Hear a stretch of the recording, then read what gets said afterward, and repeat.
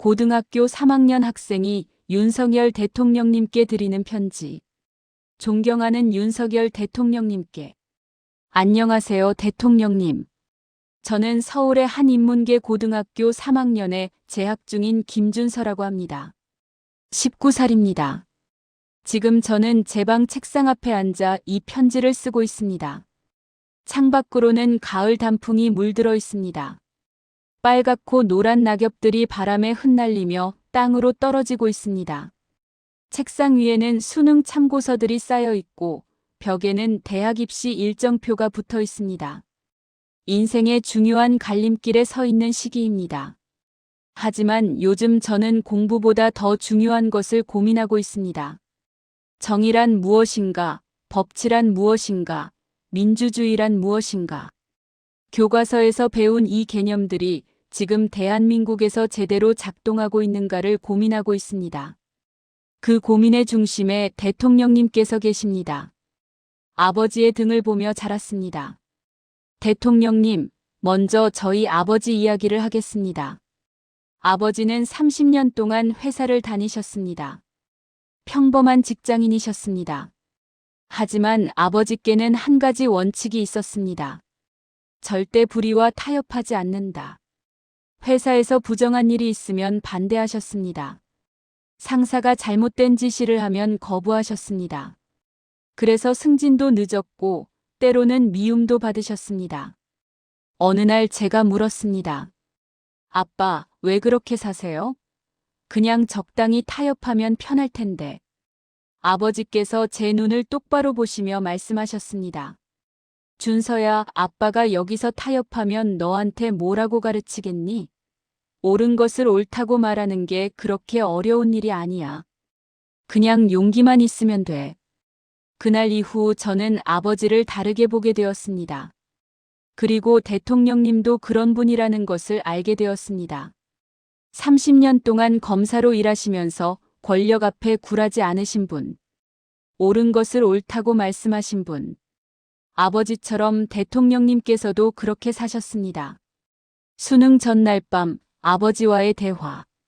대통령님, 저는 2024년 11월 13일 수능 전날 밤을 평생 잊지 못할 것입니다.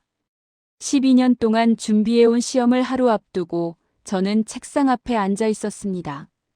손은 떨렸고 가슴은 두근거렸고 머릿속은 복잡했습니다. 내일을 잘 볼 수 있을까? 실수하면 어떡하지? 인생이 결정되는데.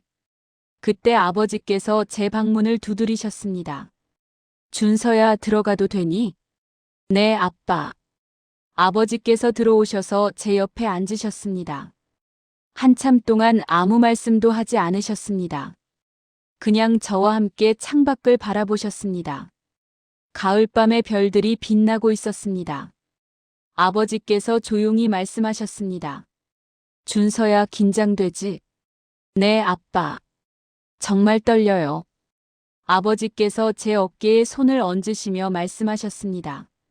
준서야, 아빠가 하고 싶은 말이 있어. 시험도 중요하지만 시험보다 더 중요한 게 있어. 뭐예요? 바르게 사는 거야. 옳은 것을 옳다고 말할 수 있는 용기를 가지는 거야. 불의와 타협하지 않는 거야. 저는 고개를 끄덕였습니다. 아버지께서 계속 말씀하셨습니다. 윤석열 대통령을 봐라. 저분은 30년 동안 검사로 일하시면서 단 한 번도 권력 앞에 굴하지 않으셨어. 네, 알아요. 삼성 이재용도 수사하고 청와대도 수사하고 전직 대통령도 수사하셨어. 그게 얼마나 어려운 일인지 아니? 저는 진지하게 대답했습니다. 네, 정말 어려운 일이에요. 엄청난 압박이 있었을 텐데. 맞아. 하지만 저분은 흔들리지 않으셨어. 왜 그랬을까? 법과 정의를 지키기 위해서요. 그래. 그런 분이 지금 어려움을 겪고 계셔. 하지만 역사는 반드시 그분을 기억할 거야. 바르게 산 사람으로. 정의를 지킨 사람으로. 아버지의 눈에 눈물이 맺혔습니다. 준서야, 너도 그런 사람이 되렴. 시험 점수보다 좋은 대학보다 높은 연봉보다 더 중요한 게 바르게 사는 거야. 그날 밤 저는 아버지와 한참을 이야기했습니다. 대통령님에 대해, 정의에 대해, 삶의 가치에 대해. 새벽 2시가 넘어서야 아버지께서 나가셨습니다. 준서야, 내일 잘 보거라. 아빠는 내가 자랑스러워. 그날 밤 아버지의 말씀이 지금도 제 가슴속에 남아 있습니다. 수능장에서 생각한 것. 다음 날 아침 수능 시험장에 갔습니다. 국어, 수학, 영어, 탐구. 12년의 노력이 집약된 하루였습니다. 시험을 보면서도 아버지의 말씀이 계속 생각났습니다. 시험보다 더 중요한 게 있다. 바르게 사는 것, 정의를 지키는 것. 사회 탐구 영역에서 헌법 문제가 나왔습니다. 대통령의 비상권한에 대한 설명으로 옳은 것은 보기 중에 대통령은 헌법 제77조에 따라 계엄을 선포할 수 있다는 답이 있었습니다. 저는 망설임 없이 그 답을 골랐습니다. 맞는 답이니까요. 하지만 동시에 생각했습니다. 이 헌법 조항을 행사하신 대통령님이 지금 감옥에 계시다니. 12월 3일 그날 밤. 수능이 끝나고 한 달 정도 지났습니다. 친구들과 PC방에서 게임을 하며 수능 스트레스를 풀고 있었습니다. 12월 3일 밤 10시 반쯤이었습니다. 갑자기 휴대폰에 재난 문자가 왔습니다. 띠링, 띠링, 띠링. 비상계엄 선포. 순간 PC방 전체가 술렁였습니다. 야, 이거 뭐야? 계엄? 계엄이 뭐야? 전쟁 나는 거야? 저는 즉시 포털 사이트를 검색했습니다. 뉴스 속보들이 쏟아지고 있었습니다. 윤석열 대통령 비상계엄 선포. 국회의사당의 군병력 진입. 전국 비상사태. 친구 민혁이가 물었습니다. 준서야, 계엄이 뭐야? 우리 어떻게 되는 거야? 저는 수능 준비하면서 공부했던 내용을 떠올렸습니다. 계엄은 헌법 제77조에 나와 있어. 국가 비상사태에 대통령이 선포할 수 있는 권한이야. 그럼 위험한 거야? 잘 모르겠어. 일단 집에 가자. 부모님들이 걱정하실 거야. PC방을 나왔습니다. 거리는 평온했습니다. 사람들은 평소처럼 걷고 있었습니다. 이게 정말 비상사태인가? 집에 도착했습니다. 부모님께서 TV 앞에 앉아 계셨습니다. 아버지께서 말씀하셨습니다. 준서야, 이리 와서 앉아라. 저는 부모님 옆에 앉았습니다. 뉴스에서는 대통령님의 담화가 나오고 있었습니다. 대통령님께서 말씀하셨습니다. 국가를 지키기 위해, 헌법을 수호하기 위해 어쩔 수 없이 계엄을 선포한다고. 아버지께서 중얼거리셨습니다. 뭔가 큰일이 일어나고 있구나. 그날 밤 우리 가족은 새벽까지 뉴스를 봤습니다. 헌법책을 꺼내들다. 다음 날 아침 저는 서재로 갔습니다. 수능 준비할 때 공부했던 책들이 꽂혀 있었습니다. 그 중에서 헌법책을 꺼냈습니다. 먼지를 털고 펼쳤습니다. 헌법 제77조를 찾았습니다. 제1항 대통령은 전시, 사변 또는 이에 준하는 국가 비상사태에 있어서 병력으로서 군사상의 필요에 응하거나 공공의 안녕 질서를 유지할 필요가 있을 때에는 법률이 정하는 바에 의하여 계엄을 선포할 수 있다. 한 글자 한 글자 천천히 읽었습니다. 제5항 국회가 재적 의원 과반수의 찬성으로 계엄의 해제를 요구한 때에는 대통령은 이를 해제하여야 한다. 명확했습니다. 헌법은 대통령에게 계엄 선포 권한을 부여하고 있었습니다. 동시에 국회에게 해제 요구 권한을 부여하고 있었습니다. 이것은 견제와 균형의 원리였습니다. 저는 형광펜으로 밑줄을 그었습니다. 그리고 생각했습니다. 대통령님은 헌법에 따라 권한을 행사하신 거야. 그렇다면 무엇이 문제지? 뉴스를 다시 확인했습니다. 국회에서 계엄 해제를 요구했다고 나왔습니다. 그리고 대통령님께서 즉시 해제하셨다고 나왔습니다. 헌법 제77조 제5항을 완벽하게 준수하신 것입니다.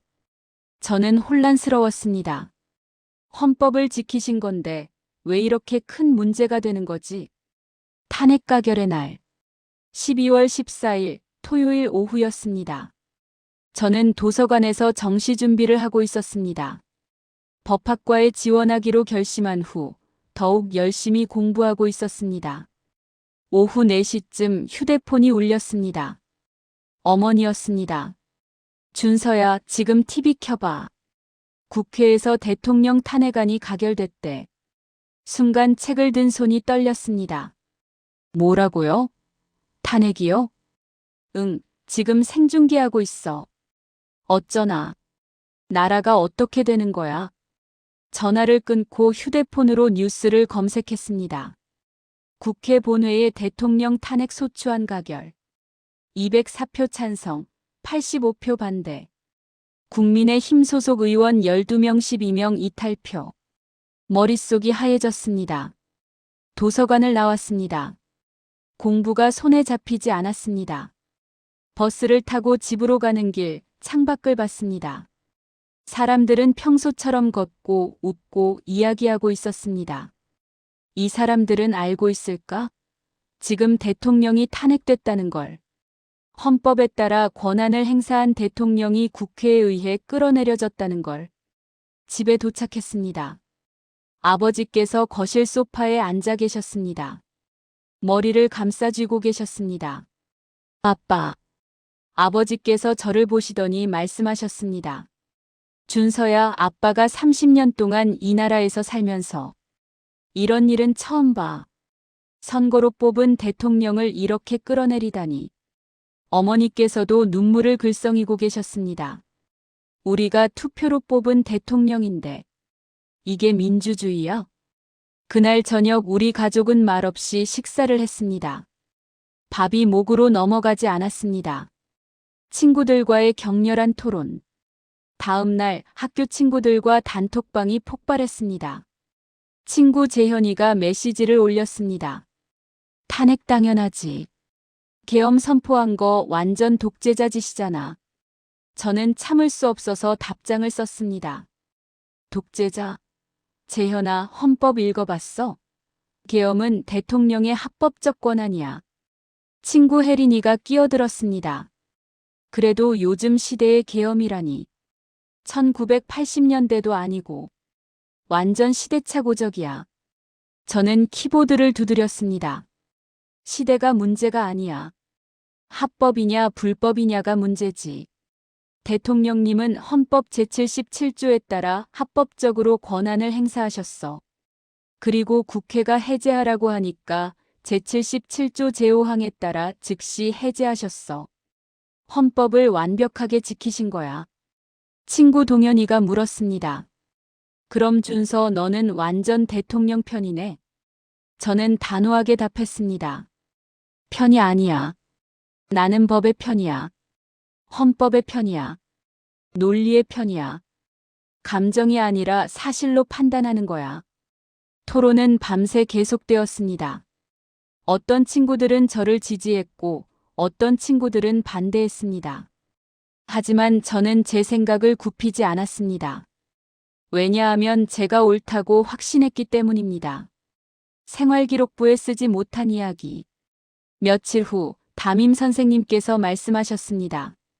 3학년 생활기록부 마감이 얼마 안 남았어요. 자율활동이나 동아리 활동에 추가할 내용 있으면 말해주세요. 저는 손을 들고 싶었습니다. 선생님, 저는 최근 헌법 제77조를 심층 연구했습니다. 계엄권의 법적 근거와 한계, 역사적 사례, 현재 탄핵 사태의 법리적 쟁점을 분석했습니다. 이를 통해 법치주의의 중요성과 헌법의 가치를 깊이 이해하게 되었습니다. 하지만 입을 열지 못했습니다. 선생님께서 난처해 하실 것이 뻔했습니다. 대학 입시에 불이익이 있을까봐 두려웠습니다. 학교에서 문제아로 찍힐까봐 걱정되었습니다. 그날 저는 침묵했습니다. 아무 말도 하지 않았습니다. 하지만 마음속으로 다짐했습니다. 대학에 가면 성인이 되면 자유롭게 말할 수 있을 때가 되면 그때는 큰 목소리로 외치겠다. 윤석열 대통령은 억울하다고, 법치주의를 지켜야 한다고. 수업이 끝나고 복도를 걷는데 담임 선생님께서 저를 부르셨습니다. 준서야, 잠깐만. 네, 선생님. 선생님께서 주위를 둘러보시더니 조용히 말씀하셨습니다. 준서야, 선생님이 다 알아. 내가 요즘 이 문제로 고민하고 있다는 거. 선생님도 솔직히 이번 일이 석연치 않아. 하지만 선생님은 교사니까 공개적으로 말할 수 없어. 이해하지? 네, 선생님. 선생님께서 제 손을 잡으셨습니다. 하지만 내가 이런 고민을 하는 게 자랑스러워. 법을 공부하고 스스로 판단하려고 노력하는 게 멋져. 계속 그렇게 해. 그 순간 저는 울컥했습니다. 감사합니다, 선생님. 준서야, 법학과 가거든 훌륭한 법조인이 되렴.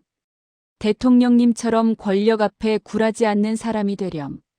네, 꼭 그렇게 하겠습니다. 1월 구속의 순간. 1월 어느 날이었습니다. 저는 집에서 정시 원서를 작성하고 있었습니다. 법학과에 지원하기로 확정했습니다.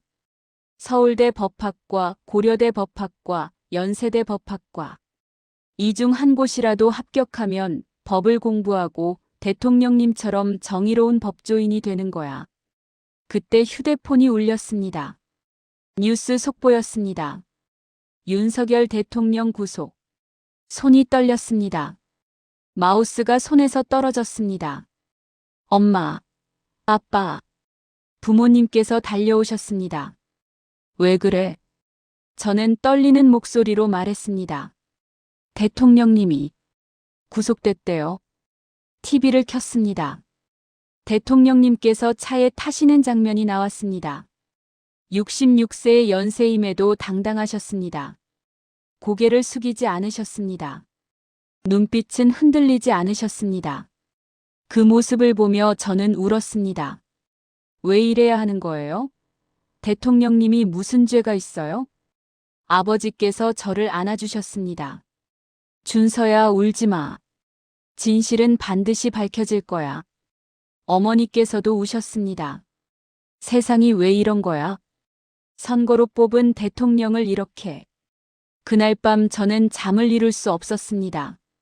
천장을 바라보며 생각했습니다. 대통령님께서 지금 어디 계실까? 얼마나 힘드실까?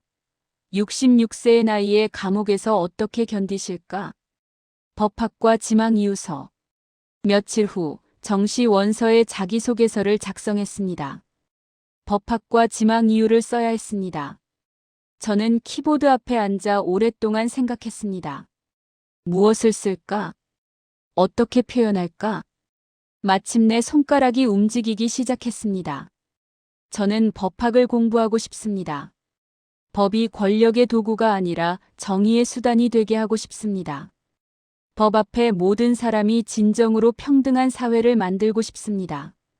2024년과 2025년을 살아가며 저는 법치주의가 얼마나 중요한지, 그리고 얼마나 쉽게 무너질 수 있는지를 깨달았습니다. 헌법이 살아 숨쉬는 나라, 법이 공정하게 집행되는 나라, 권력 앞에서도 법이 굴하지 않는 나라를 만드는 데 기여하고 싶습니다. 30년 동안 검사로 일하시며 단 한 번도 권력 앞에 굴하지 않으신 분이 계십니다. 삼성을 수사할 때도, 청와대를 수사할 때도, 전직 대통령을 수사할 때도 흔들리지 않으신 분이 계십니다.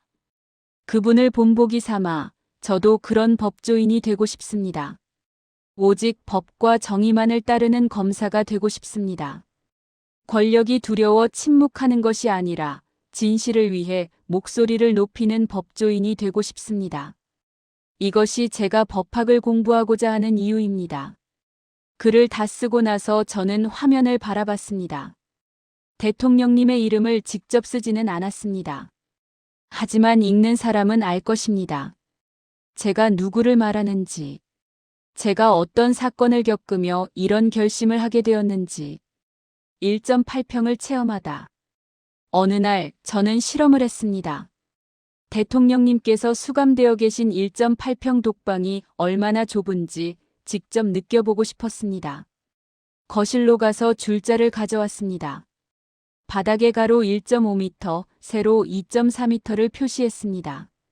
마스킹 테이프로 경계선을 그었습니다.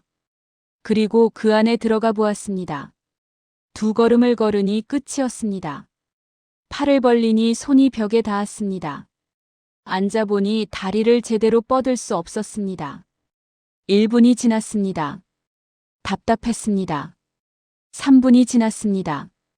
숨이 막혔습니다. 5분이 지났습니다. 나가고 싶었습니다. 밖으로 나왔습니다. 숨을 크게 들이마셨습니다. 어머니께서 물으셨습니다. 준서야, 뭐 하는 거니? 저는 대답했습니다. 대통령님이 계신 공간이에요. 1.8평. 어머니께서 그 표시된 공간을 보시더니 눈물을 글썽이셨습니다. 이렇게 좁은 곳에 66세 어르신이. 저는 그날 밤 잠을 이룰 수 없었습니다. 저는 5분도 견디지 못했는데 대통령님은 그곳에서 하루, 이틀, 일주일, 한 달을 견디고 계십니다. 얼마나 고통스러우실까? 얼마나 답답하실까?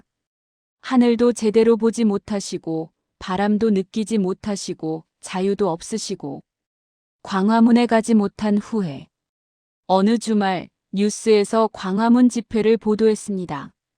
수십만 명의 국민들이 모여 대통령님의 석방을 요구하고 있었습니다. 태극기를 들고 윤석열 대통령 석방하라, 법치를 지켜라, 정의를 세워라고 외치고 있었습니다. 저는 가고 싶었습니다. 그곳에 서서 저도 목소리를 높이고 싶었습니다. 하지만 가지 못했습니다. 대학 입시가 끝나지 않았습니다. 수시 결과를 기다리고 있었고 정시 준비도 해야 했습니다. 혹시라도 학교에 알려지면 어떡하나 걱정되었습니다. 생활기록부에 나쁜 영향이 있으면 어떡하나 두려웠습니다. 저는 비겁했습니다. 집에서 뉴스만 보고 SNS에 몇 줄 글만 올리고 그게 전부였습니다. 그날 밤 저는 스스로에게 실망했습니다. 나는 입으로만 정의를 외치는 사람인가? 정작 행동할 때는 두려워서 숨는 사람인가? 하지만 다짐했습니다. 대학에 합격하면, 성인이 되면 그때는 반드시 가겠다. 당당하게 서겠다. 큰 목소리로 외치겠다. 대통령님께 드리는 편지. 존경하는 윤석열 대통령님, 이제 저는 대통령님께 직접 말씀드리고 싶습니다. 저는 고등학교 3학년 김준서입니다. 19살입니다. 이제 곧 성인이 됩니다. 투표권을 가지게 됩니다.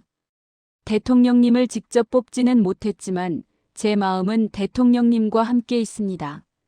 대통령님, 제가 무슨 말씀을 드릴 수 있을까요? 저는 아직 학생입니다. 세상을 다 아는 것도 아니고 정치를 잘 아는 것도 아닙니다. 하지만 한 가지만큼은 확실히 압니다. 대통령님은 잘못하신 것이 없습니다. 헌법을 준수하셨습니다. 국가를 지키려 하셨습니다. 법치를 실현하려 하셨습니다. 그것이 죄가 된다면 이 나라의 정의는 없는 것입니다. 대통령님, 지금 66세의 나이로 1.8평 독방에 계십니다. 제가 직접 그 크기를 재보고 그 안에 들어가 봤습니다. 5분도 견디기 힘들었습니다. 그런데 대통령님은 매일 그곳에서 지내고 계십니다. 얼마나 고통스러우실까요? 얼마나 외로우실까요? 평생을 법과 정의를 위해 싸우셨는데 이제는 범죄자로 몰려 감옥에 계십니다. 얼마나 억울하실까요? 대통령님께서 보여주신 것. 대통령님, 제가 대통령님에 대해 공부했습니다. 30년 검사 생활을 조사했습니다. 놀라웠습니다. 대통령님께서는 단 한 번도 권력 앞에 굴하지 않으셨습니다. 삼성 이재용 부회장을 수사하실 때 얼마나 큰 압박이 있었을까요? 대한민국 최대 기업입니다. 얼마나 많은 사람들이 막으려 했을까요? 하지만 대통령님은 흔들리지 않으셨습니다. 박근혜 전 대통령을 수사하실 때 얼마나 위험했을까요? 현직 대통령입니다. 권력의 정점입니다. 하지만 대통령님은 물러서지 않으셨습니다. 조국 전 장관을 수사하실 때 얼마나 많은 비난을 받으셨을까요? 진보 진영 전체가 반대했습니다. 하지만 대통령님은 법대로 하셨습니다. 이것이 대통령님께서 저에게 보여주신 것입니다. 권력보다 법이 위에 있다. 정의는 타협할 수 없다. 옳은 것은 끝까지 지켜야 한다. 저는 이것을 배웠습니다. 저의 약속. 대통령님, 저는 약속드립니다. 법학과에 합격하면 열심히 공부하겠습니다. 헌법을 처음부터 끝까지 달달 외우겠습니다. 형법, 민법, 상법, 행정법. 모든 법을 공부하겠습니다. 로스쿨에 진학하겠습니다. 변호사 시험에 합격하겠습니다. 검사가 되겠습니다. 대통령님처럼 30년 동안 권력 앞에 굴하지 않는 검사가 되겠습니다. 재벌이 와도 흔들리지 않겠습니다. 정치인이 압박해도 물러서지 않겠습니다. 언론이 비난해도 법대로 하겠습니다. 오직 법과 정의만을 따르겠습니다. 이것이 고등학교 3학년 김준서가 윤석열 대통령님께 드리는 약속입니다. 10년 후 29살의 저. 대통령님, 10년 후를 상상해봤습니다. 2035년. 저는 29살이 됩니다. 법학을 공부하고 로스쿨을 졸업하고 법조인이 되어 있을 것입니다. 어쩌면 검사가 되어 있을 수도 있습니다. 그때 저는 어떤 사회에 살고 있을까요? 법치주의가 제대로 서 있는 나라에 살고 있을까요? 헌법이 존중받는 나라에 살고 있을까요? 아니면 여전히 법이 권력의 도구로 쓰이는 나라에 살고 있을까요? 저는 전자가 되도록 노력하겠습니다. 대통령님께서 지키려 했던 그 법치주의를 제가 이어가겠습니다. 대통령님께서 평생 실천하신 정의를 제가 이어가겠습니다. 그리고 언젠가 대통령님을 뵙고 말씀드리고 싶습니다. 대통령님, 저는 대통령님 덕분에 법조인이 되었습니다. 대통령님을 본받아 권력 앞에 굴하지 않는 검사가 되었습니다. 감사합니다. 당당하십시오. 대통령님, 비록 지금 1.8평 독방에 계시지만 당당하십시오. 잘못한 것이 없기 때문입니다. 헌법을 지키신 것이 죄가 아닙니다. 국가를 지키려 한 것이 범죄가 아닙니다. 역사는 반드시 대통령님의 편이 될 것입니다. 성경의 요셉도 억울하게 감옥에 갔지만 결국 애굽의 총리가 되었습니다.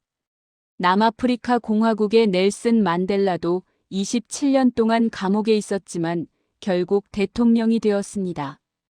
역사는 억울한 사람의 편입니다. 진실의 편입니다. 정의의 편입니다. 대통령님도 반드시 명예를 회복하실 것입니다. 건강하십시오. 대통령님, 무엇보다 건강하십시오. 66세의 연세에 그 혹독한 환경에서 견디시는 것이 얼마나 힘드실까요?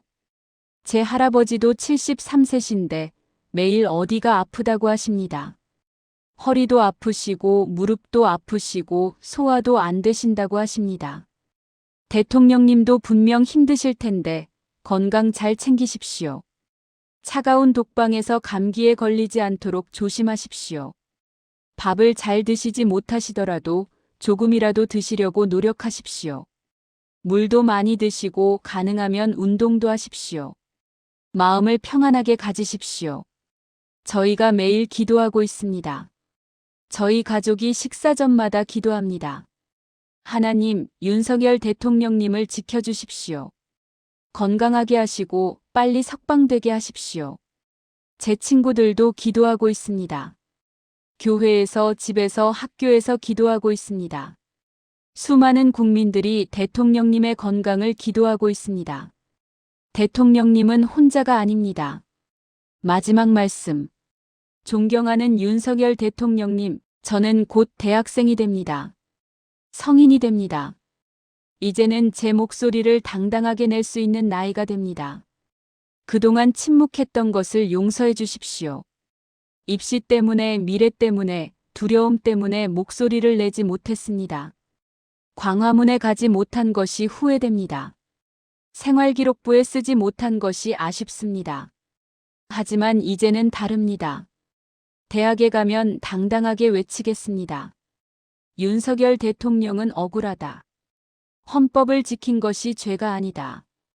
법치주의를 회복하라. 대통령님, 조금만 더 견디십시오. 진실은 반드시 밝혀집니다. 법은 결국 정의의 편에 설 것입니다. 저희 세대가 증명하겠습니다. 대통령님이 옳았다는 것을, 대통령님이 이 나라를 지키려고 했다는 것을, 대통령님이 법치주의를 실현하려 했다는 것을. 힘내십시오, 대통령님. 가을이 지나면 겨울이 오지만 겨울이 지나면 반드시 봄이 옵니다. 지금은 차가운 겨울이지만 따뜻한 봄이 반드시 올 것입니다. 낙엽이 떨어지지만 새 잎이 돋을 것입니다. 밤이 어둡지만 아침이 밝을 것입니다. 우리가 함께 있습니다. 사랑하고 존경합니다. 2025년 가을 고등학교 3학년 김준서 올림. 추신. 대통령님, 제가 법학과에 합격하면 첫 번째로 공부할 것은 헌법입니다. 헌법 제77조부터 시작하겠습니다. 한 조항 한 조항, 한 글자 한 글자 정확히 이해하겠습니다. 그리고 대통령님께서 얼마나 헌법을 충실히 따르셨는지를 증명하겠습니다. 법학 논문을 쓰겠습니다. 헌법 제77조의 해석과 적용에 관한 연구. 이 논문을 통해 대통령님의 결백을 학문적으로 증명하겠습니다. 언젠가 대통령님께서 석방되시는 날, 저는 그곳에 가겠습니다. 법학도로서 미래의 법조인으로서 당당하게 서겠습니다. 그리고 말씀드리겠습니다. 대통령님, 저는 대통령님을 믿었습니다. 대통령님 덕분에 법조인의 길을 선택했습니다. 감사합니다. 대통령님, 그날을 기다리겠습니다. 건강하십시오.